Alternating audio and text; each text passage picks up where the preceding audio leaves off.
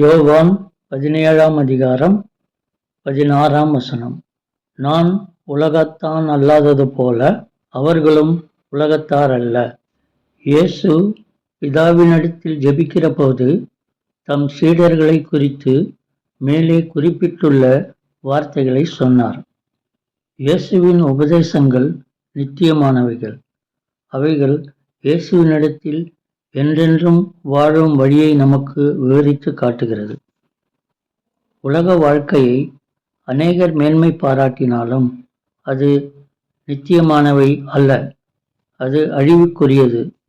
நாம் இயேசுவினிடத்தில் பாவ மன்னிப்பை பெற்று அவர் உபதேசத்தை கைக்கொண்டு அவரை விசுவாசித்து அவருக்குள் நாம் இருந்தால் எது உண்மையான சத்தியம், யார் நமக்கு சமாதானம் கொடுக்க முடியும் என்பதை நாம் புரிந்து கொள்ளலாம்.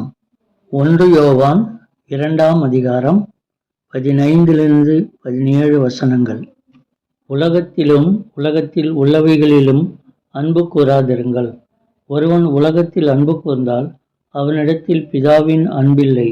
ஏனெனில் மாம்சத்தின் இச்சையும் கண்களின் இச்சையும் ஜீவனத்தையும் பெருமையுமாகிய உலகத்தில் உள்ளவைகள் எல்லாம் பிதாவினால் உண்டானவைகள் அல்ல, அவைகள் உலகத்தினால் உண்டானவைகள்.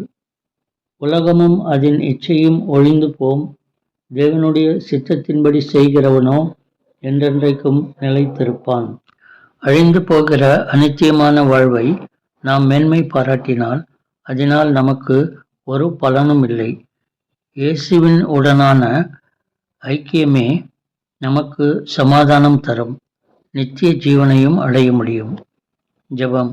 இயேசுவே, நீர் உலகத்தான் அல்லாதது போல என்னையும் உம்முடைய பிள்ளையாய் ஏற்றுக்கொள்ளும். ஆமென். தேங்க்ஸ் ஃபார் வாட்சிங்.